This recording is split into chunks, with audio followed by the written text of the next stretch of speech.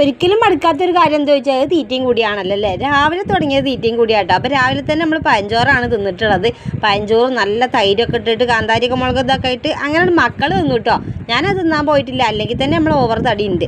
അപ്പോൾ ഇക്കിത് അങ്ങനെ ഇലയുടെയാണ് ഉണ്ടാക്കിയത്, മധുരമൊന്നും ഇടാതെ അങ്ങനെ ഒരു ഇലയുടെയാണ് കേട്ടോ. പിന്നെ നല്ലൊരു കട്ടൻ ചായ ഉണ്ടെന്ന്. ഉച്ചയായപ്പോൾ തകണേ പൊതിച്ചോറാണ് കെട്ടിയിട്ടില്ല. അതുക്ക് വേണ്ടിയിട്ടല്ല കേട്ടോ, മക്കൾക്ക് വേണ്ടിയിട്ടാണ്. പൊതിച്ചോറ് വേണോ എന്നും പറഞ്ഞിട്ട് തല തല്ലിക്കറിയെന്ന് അവിടെ. എൻ്റെ ചോറ് എന്താ കുണ്ടൻ പ്ലേറ്റിലാണ് കേട്ടോ. നല്ല ചമ്മന്തി ഉണ്ട്, പിന്നെ ബീട്രൂട്ടിൻ്റെ ഒരു ഉപ്പേരി ഉണ്ട്, പിന്നെ മുളക് വറുത്തതും ഉണ്ട്, ചേമ്പും കുമ്പളങ്ങയും കറി വെച്ചിട്ടുണ്ട്. ഇന്നലെ അന്തികത്തെ മീൻചാറും കൂടി ഉണ്ട്. അതും കൂടി തിന്നാണ് കഴിഞ്ഞപ്പോൾ ഒരു സമാധാനമാണ് കേട്ടോ. അന്തികത്തെ മീൻചാറ് എന്നൊക്കെ പറയുമ്പോൾ ഭയങ്കര രസമാണ്.